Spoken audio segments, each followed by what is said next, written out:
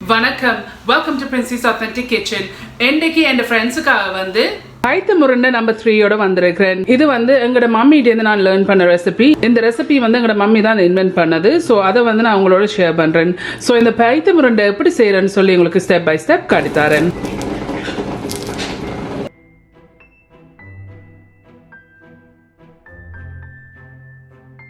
So இன்றைக்கு வந்து நான் பைத்தம் உருண்டை, இது வந்து எங்களோட மம்மி வந்து ஸ்பெஷலாக செய்கிறவா.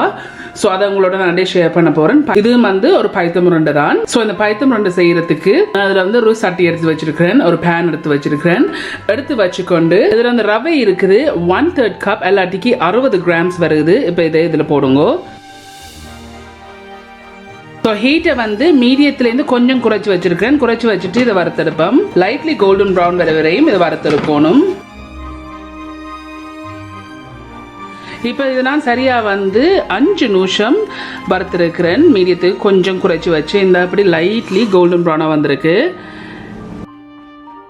இந்த ரவையும் வந்து நான் பிரம்பாரைக்கு வச்சிருக்கேன். இப்போ நாங்கள் இதை ஆற விடுவோம். இதில் வெள்ளை பச்சை அரிசி எடுத்து நல்லா கழுவி போட்டு 2 மணித்தியாலம் நனைய வச்சு நான் 2 கப் எல்லாட்டிக்கு 450 கிராம் வருது வெள்ளை பச்சை அரிசி.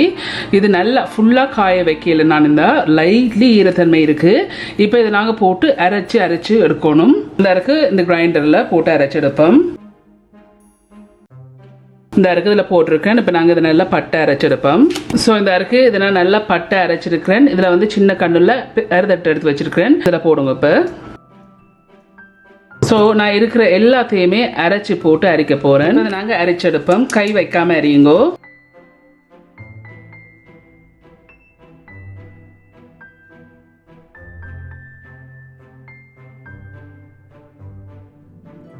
ஸோ நான் கை வைக்காமல் அரியுங்கன்னு சொல்கிறது காரணம் வந்து கை வச்சிங்கன்னு சொன்னால் அந்த பெரிய குறுநல் பார்க்கும், ஈவன் சின்ன கண்ணில் அரைதட்டு யூஸ் பண்ணாலும். ஸோ கை வைக்காமல் அரிச்சிங்கன்னு சொன்னால் நாங்கள் இந்த துவைக்கிறதுக்கு இந்த மாவு வந்து நல்லா சாஃப்டாக இருக்குது, மட்டும் வெடிக்காது.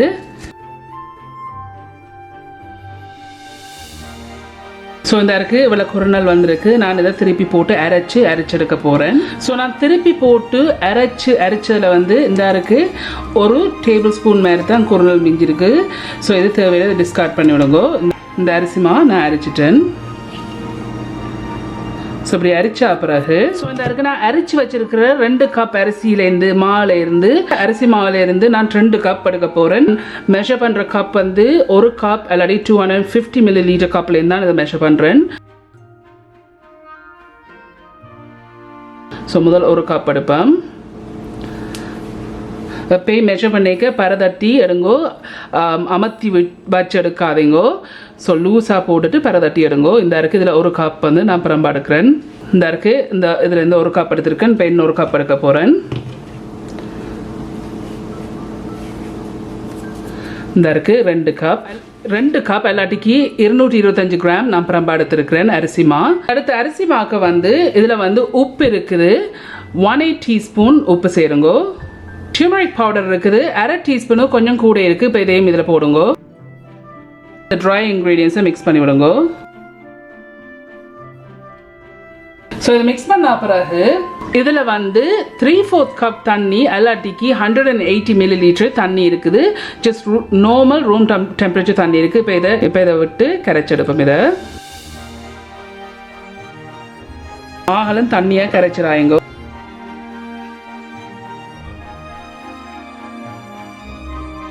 ஸோ நான் எடுத்த 3/4 கப் எல்லாட்டிக்கு 180 ml எனக்கு வந்து 2 டேபிள் ஸ்பூனு கொஞ்சம் மிஞ்சி இருக்குது. கூட விட்டுறாதீங்க தண்ணி. இப்படி நல்ல ஒரு திக்கான பதத்துக்கு இதை நீங்கள் கரைச்செடுக்கணும்.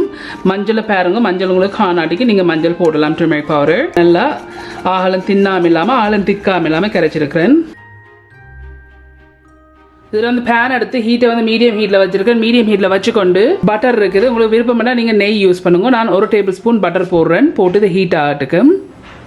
ஸோ இப்போ பட்டர் வந்து ஹீட் ஆன பிறகு இதில் வந்து முந்திரிய வத்தல் எடுத்திருக்கேன், ரேசன்ஸ். இதில் வந்து 1/3 கப் எல்லாட்டிக்கு 60 கிராம் இருக்குது. அதை எடுத்து சின்ன வட்டி இருக்கிறேன். இப்போ இதில் போடுங்க.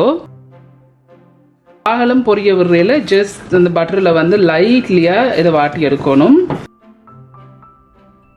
ஸோ இப்போ 2 நிமிஷமாக இதை நான் வாட்டி இருக்கிறேன். ஜஸ்ட் லைக் கூட பொரிக்க தேவையில்லை. ஸோ ஒரு 2 மினிட்ஸாக லைட்லியாக வாட்டி எடுத்துருக்கேன். இந்த இருக்குது இதை வந்து பிரம்பா இறக்கி எடுப்போம். ஸோ இந்த இருக்குது இதை நான் பிரம்பா இறக்கி இருக்கேன். பட்டரை வடிச்சிட்டு தான் இறக்கி எடுத்துருக்கிறேன். முந்திரி வத்தல் பொரிச்ச இதுலேயே வந்து இதில் வந்து கஜு நட்ஸ் இருக்குது.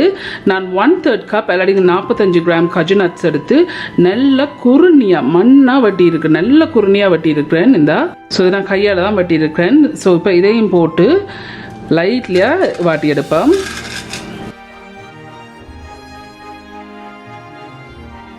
ஸோ அந்த கஜுவையும் போட்டு நான் 2 நிமிஷம் மீடியம் ஹீட்டில் இதை லைட்லியாக வாட்டி இருக்கிறேன்.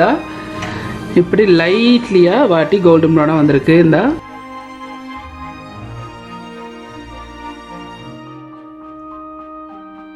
இப்போ இதையும் நாங்கள் பிரம்பா இறக்கி எடுப்போம். ஸோ இந்த கஜுவை நான் வந்து பிரம்பா இறக்கி இருக்கிறேன். இதில் வந்து பயறு இருக்குது. 1 கப் ப்ளஸ் 1/4 கப் எல்லாட்டிக்கு 280 கிராம் பயறு இருக்குது.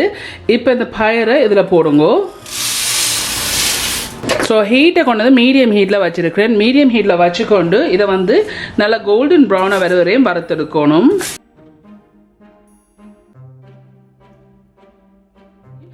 நான் சரியாக வந்து 13 நிமிஷம் மீடியத்துலேருந்து கொஞ்சம் குறைச்சி வச்சு இதை நான் வறுத்துருக்கிறேன். இது நல்லா வறுபட்டுட்டுது. இப்போ நான் அடுப்பை வந்து ஆஃப் பண்ணிட்டேன். இந்த பாருங்க,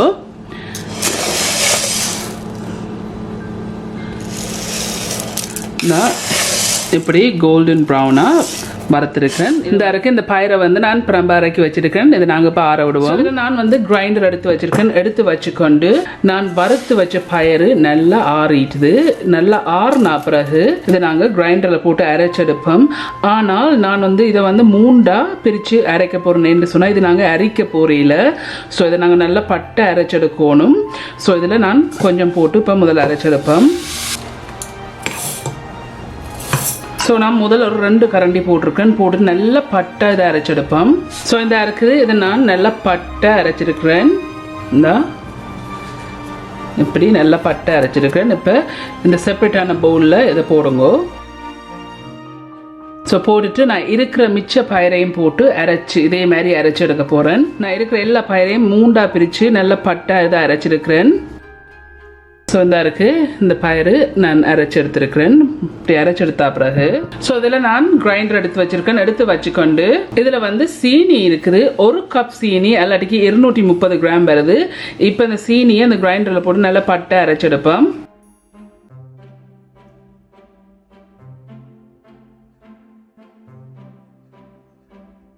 இந்த சீனியை போட்டிருக்கேன். இப்போ நாங்கள் இதை பட்டை அரைச்செடுப்போம். ஸோ இந்த சீனியை வந்து நல்லா பட்டை அரைச்சிருக்கிறேன். இப்படி அரைச்சா பிறகு நான் அரைச்சி வச்ச பவுடர் ஆக்கி வச்ச பைத்தம் மாக்கில் இதை போடுங்க. இந்த பைத்த மாவையும் சீனியையும் நான் ஒன்று சேர்த்துருக்கிறேன். இப்படி சேர்த்தா பிறகு ஸோ நான் இப்போ ஹீட்டை வந்து மீடியம் ஹீட்டில் வச்சிருக்கேன். மீடியம் ஹீட்டில் வச்சுக்கொண்டு இதில் வந்து 2 கப் எல்லாட்டிக்கு 190 கிராம் தேங்காய் பூ இருக்குது. திருவண்ண தேங்காய் பூ. நார்மலி நான் மெஷர் பண்ணுற கப் வந்து 1 கப் எல்லாட்டிக்கு 250 மில்லிலீட்டர் கப்லேருந்து தான் நான் இதை மெஷர் பண்ணியிருக்கிறேன். இப்போ இதை போட்டு நல்லா கோல்டன் ப்ரௌனாக வறுத்தெடுப்போம்.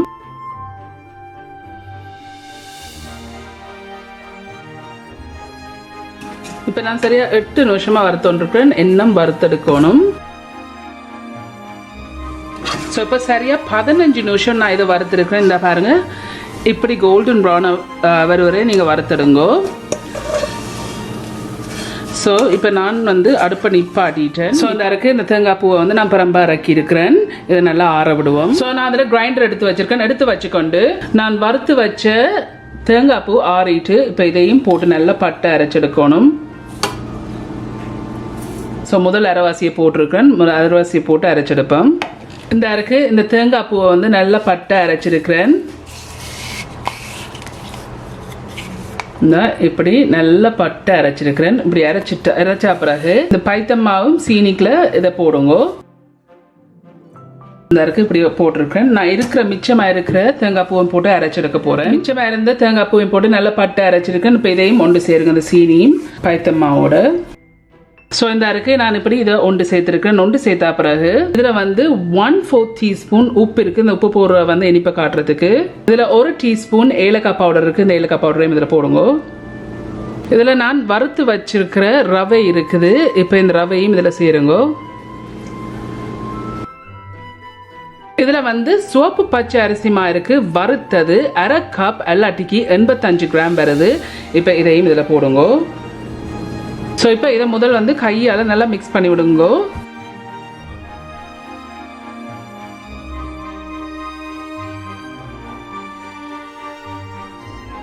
ஸோ இந்த இருக்குது நான் இப்படி மிக்ஸ் பண்ணிட்டேன். இப்படி மிக்ஸ் பண்ண பிறகு இதில் வந்து ஒரு சட்டி எடுத்துருக்கிறேன். எடுத்து வச்சுக்கொண்டு ஹீட் என்ன ஆன் பண்ணல, ஆன் பண்ணாமல் இதில் வந்து தேங்காய் பால் இருக்குது. முதலாம் பாலும் 2ஆம் பாலும் கலந்துருக்குது. 1/2 கப் ப்ளஸ் 1/4 கப் எல்லாட்டிக்கு 185 மில்லி தேங்காய் பால் இருக்குது. இப்போ இதை விட்டுட்டு நான் ஹீட்டை கொண்டு வந்து மீடியத்துக்கும் ஹைக்கும் இடையில வச்சிருக்கேன். வச்சுட்டு ஒரு கொதி வர விடுவோம் இதை. ஸோ இந்த இருக்குது இப்படி ஒரு கொதி வருதல்ல, இப்படி ஒரு கொதி வந்த அப்புறம் நான் அடுப்பை நிப்பாட்டிட்டேன். இந்த இருக்குது நாங்கள் ஒரு கொதி வந்த காய்ச்சி வச்ச தேங்காய் பால் இருக்குது. இதை இப்படி ஆட்டி ஆட்டி கொஞ்சம் கொஞ்சமாக விட்டு இதை குழைச்செடுப்போம்.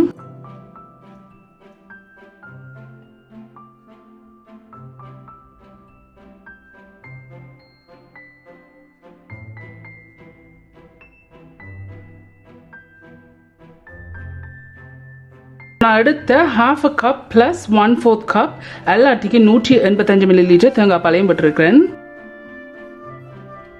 இப்படி குழைச்சா பிறகு இப்போ நான் கையால் வந்து இதை நான் குழைச்செடுக்க போகிறேன். நான் வறுத்து வச்ச லைட்லியாக வாட்டி வச்ச இந்த கஜு இருக்குது, இதை இதில் போடுங்க. இந்த நான் வாட்டி வச்சிருக்கிற ரேசன்ஸ் முந்திரிய வத்தல் இருக்குது, இதையும் இதில் போடுங்க. போட்டுட்டு இதை நல்லா கையால் பிசைஞ்சிடுங்க.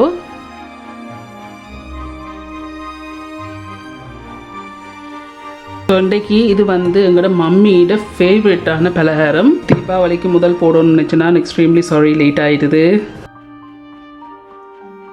ஸோ அதை நல்லா பிசைஞ்சிடுங்கோ. ஸோ நீங்கள் சில வேளை யோசிப்பீங்க, என்னடா நான் ஒரு நாளுமே கேள்விப்படாத பலகாரம் உண்டு.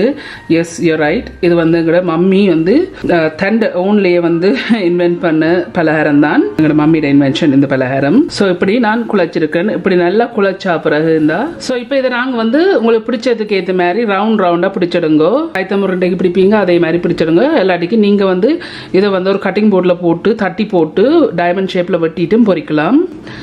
என் மகள் குழப்படி என்னோடைய எனக்கு செய்யலாமல் இருக்கு. அப்படி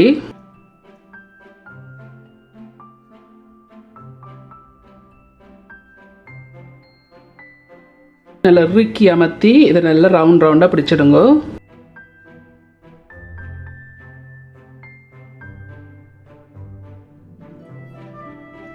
இப்படி எல்லாத்தையும் நான் உருண்டையாக பிடிச்செடுக்க போகிறேன். ஸோ இந்த அருக்கு நான் இது இப்படி உருட்டி வச்சிருக்கிறேன் ரவுண்டாக. இப்போ இதை நாங்கள் பொரிச்செடுப்போம். ஸோ இதில் வந்து நான் எண்ணெய் வச்சுருக்கேன். எண்ணெய் வச்சு ஹீட்டை வந்து மீடியத்துக்கும் லோக்கும் இடையில் வச்சுருக்கேன். கூட்டி வைக்காதீங்கோ. வச்சுட்டு இந்த எண்ணெய் சரியாக கொதிச்சுட்டுன்னு பார்க்குறேன்டா இப்படி ஒரு பேக் ஆஃப் த ஸ்பூன் எல்லாத்தையும் ஒரு ஈக்கில் எடுத்து இப்படி வச்சு பாருங்கோ. இப்படி குட்டி குட்டி பபிள்ஸ் வந்தேன்னு சொன்னால் இது பர்ஃபெக்ட். இது பொரிச்செடுக்கிறதுக்கு இந்த அருக்கு நான் கரைச்சி வச்சுருக்கிறேன். இந்த அரிசிமா இருக்குது. இந்த அருக்கு நான் உருட்டி வச்சுருக்கிறேன். இந்த உருண்டை இருக்குது. ஸோ இந்த உருண்டை தூக்கி மாக்கில் போட்டு நல்லா தோயுங்கோ.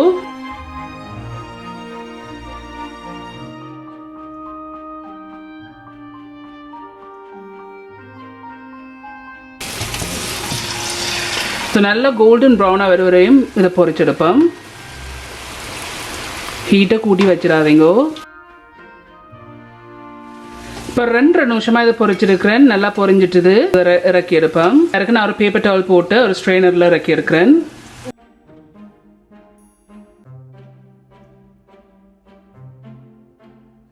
ஸோ இருக்கிற மிச்சத்தையும் போட்டு பொரிச்செடுக்க போகிறேன். ஓகே ஃப்ரெண்ட்ஸ், ஸோ இதுதான் இந்த பைத்தம் உருண்டை நம்பர் 3. இது வந்து இந்த மம்மிகிட்ட இது நான் பழகினான். எங்களோட மம்மியோட இது ஓன் இன்வென்ஷன். இதுவும் வந்து செய்து முடிஞ்சது. இந்த இருக்கு நல்ல பெர்ஃபெக்டாக கிறிஸ்பியாக வந்திருக்கு.